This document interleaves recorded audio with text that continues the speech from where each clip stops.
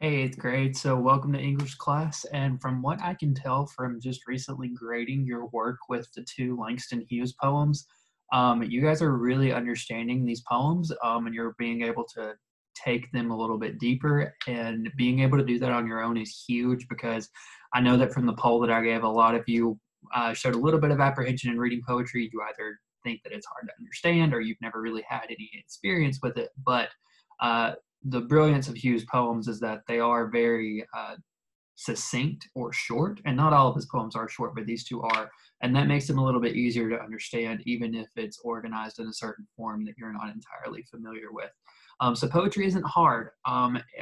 Some poetry can be hard. Some of this more modern stuff that I would argue isn't poetry at all is harder to read, and there are some authors out there that are well known that are hard to read because they're just dealing with some complex symbols and complex images that they're creating to reveal what they're thinking on stuff. But Langston doesn't make things too complicated for us, and I really enjoy that about his poems, and they're a great introduction to stuff. So I'm going to go over the answers to those two assignments really quickly with you guys, and just because I want you guys to know what you missed if you did miss something, and then we will go from there. So let me hop on over to that, and we'll go over those answers real quick to Mother to Son and also Dreams for those multiple choice questions. Let me make this full screen here. All right, so our first question is, why does the mother use the word splinter, boards torn up, places with no carpet, in lines 4 through 6? So lines 4 through 6 are 1, 2, 3, 4, 5, 6. So it's this section right here. So I don't care about that. And she starts off the poem, or the speaker of the poem, because we call the people who are speaking in the poem speakers. And typically a poem has one speaker. It can have more in some other cases, but even though Langston Hughes is the writer of the poem, think of this as if he's writing lines for a character in a play, and that character is speaking to another character, except it's all just, one monologue, if you will. And so these lines say, well, son, I'll tell you, life for me ain't been no crystal stair. And then these lines that the question looked at, it's had tags in it and splinters and boards torn up and places with no carpet on the floor. There. And so what's interesting here is that the speaker says it's been no crystal stair. And a crystal stair is something that doesn't even exist. I'm sure it exists somewhere, but a stair made out of crystal, it's my life, this upward battle, if you will, of me climbing up towards success and everything. It's been hard. It hasn't been easy because I've had to deal with tacks and splinters and messed up boards and places where there's no carpet on the floor. And so these lines are revealing how difficult her life has been. She's not really feeling sad that bad things have happened to her, and she's not really telling her son to watch out for bad things. And of course, she doesn't think the stairs in her apartment need to be repaired because that has nothing to do with what's being talked about here.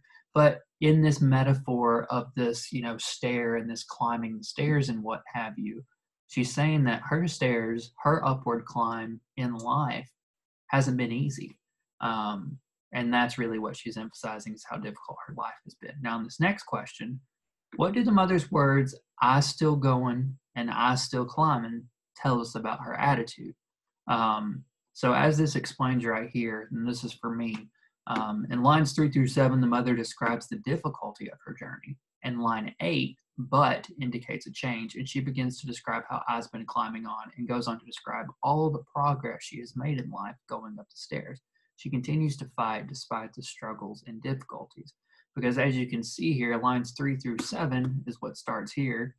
And then we get to this big but right here.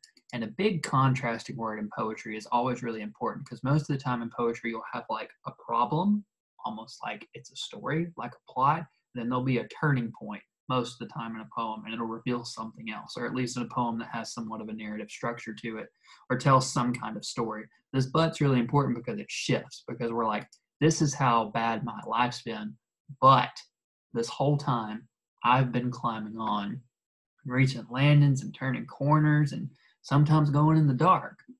I did it. And I'm still climbing up. And so you need to do the same. Don't turn back when it gets hard. And so that's that. And that's how that works. So this reveals that she's a fighter, and all of you got that right, which is awesome. All right, and then the last thing, which you also all got correct, what does the mother expect of her son?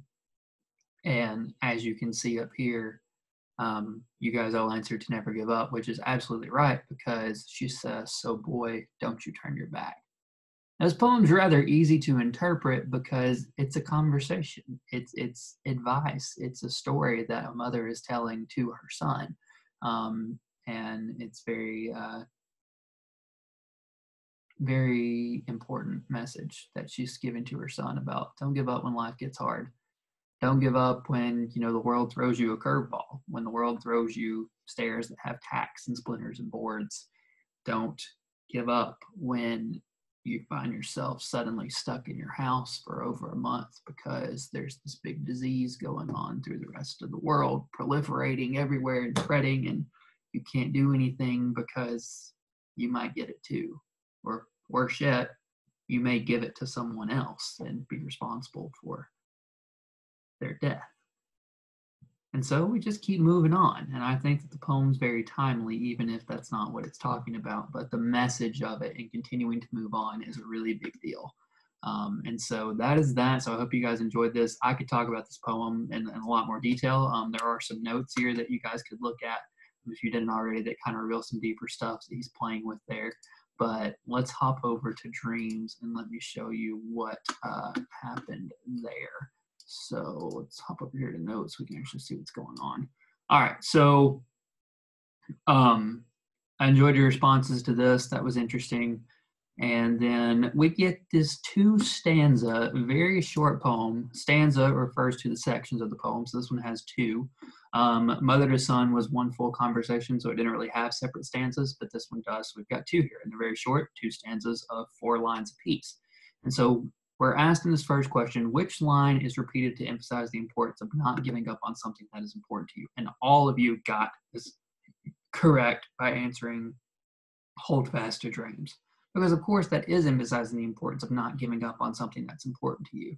I bet that the mother and mother to son had dreams and she kept fighting. She held fast to her dreams. She didn't let her dreams die because if her dreams die, life becomes something that can't fly. And that's really what he's playing with here with that added imagery of a broken winged bird. Because if our dreams die, we're left with nothing. Our dreams are what carry us through life. Thinking about Dallas and Florida, their dreams are what kept them going. And eventually their dreams are what actually keep them home and keep them from not really running away completely because they're like, let's wait. Let's just see if they come back for us at the end. That's my dream. That's our dream that they'll show up and do what they did earlier. But I just need just a little bit more proof that they actually do love us because they're kids and that's how they think. But they held on to their dreams and that's what kept them going. So here, the question of question 3, Hughes compares life without dreams to a broken winged bird that cannot fly. What does this metaphor suggest about the impact that dreams have on a person's life? And of course, the answer to this, and which was varied throughout your guys' answers, not all of you got it correct, which is fine because we're learning how to do this. Just as a bird needs its wings to survive and fully experience the world, a person needs dreams to live a full life. And so that answer here is a lot more words includes a lot more words than what's included in the poem. And that's because, this just sounds like advice that's being given. But this, because it's so short, it says a lot more with so little. And that's part of what makes poetry so great, as I've said in the previous video and also earlier, that poetry is powerful because it says so much with so little. And to me, this is more effective because it makes us think about it on our own rather than just tell us straight up. Because if you're told something straight up, it's like, yeah, that's cool and all, but that doesn't really mean anything to me. But part of what makes poetry so great is you are creating the meaning yourself because the poet doesn't give you everything. And so that's really an experience that you get to have, a personal, intimate experience and piecing it all together yourself. It's a very effective strategy for teaching. If you guys know anything about the gospel stories, when Jesus taught, he taught with stories. And his stories didn't always have the best endings. His parables often left questions unanswered so that the people themselves could figure it out on their own. And Jesus knew that they would figure it out on their own, or at least the ones that needed to figure it out on their own and wanted to would, because otherwise he wouldn't have told the stories in the first place. He's God. He knows how our mind works. He made all the connections in our mind so that they could work. So he knows how to tell the most perfect stories with just enough information to make us fill in the pieces on our own. Really, that's what poets do too, and that's what makes it so powerful. All right, continuing on. As long as you guys followed the directions here and you put some evidence in there, you wrote at least 6 sentences and you applied the message of the poem in some way, you got an A on that. And if you got less than an A, if you got less than an A on these questions in the grading, and I didn't leave you feedback, it was probably because you didn't follow all of these directions. So just be aware of that as you move on through stuff. All right. So today, finally, your assignment for today is that you are looking at Ecclesiastes 3:1-8. And now I actually put one note in here for you guys that you guys can read on your own, but I'm actually going to point it out here as well. So you may be wondering, Mr. Marsh, why are we reading scripture in English class? What's the point of that? Well, because, surprise, the Bible is actually literature. And you may not think of it that way, but as I explain here, and I changed my mind. I'm just going to read this to you guys, but you can check on it as well. So you might not think of the Bible and its books as literature, but the Christian Bible has had a significant effect on literary structure, technique, symbolism, and story itself. What's really interesting is when the English Bible was first printed, this was during the English Renaissance, a time when, literary or like literacy, the ability to read and write, skyrocketed. And do you know why it skyrocketed? Because the Bible became available to everyone. People wanted to be able to read the thing that they'd never been able to read because, it had just been reserved for people within the Catholic Church that could read it and understand it. And then, when this came out during the time of, the Protestant Reformation and all that stuff and everything that's going on there, for those of you that know history, literacy rates skyrocketed. And the Bible, like the English King James Bible, named after the sitting king at the time,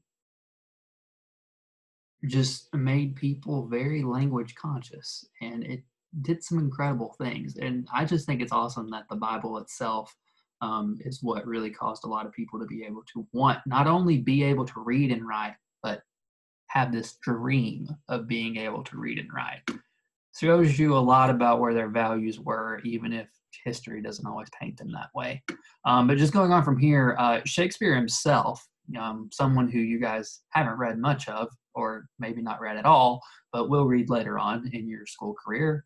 Shakespeare himself owes a direct debt to the Bible, because you may not know this, but there are over 400 references within his plays, within his 30 some odd plays, to the Bible, whether it's, paraphrasing scripture, or creating a symbol that's biblical in nature, or, basing a character off of someone, or basing a character off of a biblical character, and, modeling certain events in his stories after events from biblical stories. There's all kinds of stuff, and it's amazing. And one of my English professors, he went to a state school, which there's no problem with that, but he said that one of his professors, who was an atheist, even said that, and told him all the time, that you cannot understand Shakespeare without an understanding of the Christian Bible. And that's absolutely true, because there's more nuance and more weight and more meaning to Shakespeare's plays if you understand the basis from which he was pulling a lot of his structure and symbolism and characters and stuff from the Bible. And that's pretty amazing. But he certainly wasn't the last author to do so. And I just put a little brief shout out to J.K. Rowling there, because she definitely does the same, and in her Harry Potter series, because I just think that they are extremely Christian, or not extremely, but the ideas within them are definitely Christian to some extent, to a lot of extent, actually. So throughout this, I give you a couple notes on what some words mean here, and well, there was the answer to that one, so you can find that if you need to. But basically, what you're doing here is you have a couple of questions at the end of this little brief excerpt from Ecclesiastes 3:1-8. And at the end, your big analysis question asks you to do 3 things. As long as you do those 3 things within your response and you do them well, you'll get an A on that answer. But other than that, that's everything that you guys need to do for today. So I hope you enjoyed that brief explanation of the 2 Langston Hughes poems.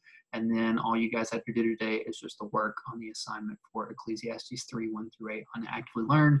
As always, if you have any questions, please let me know, and I'll be happy to help.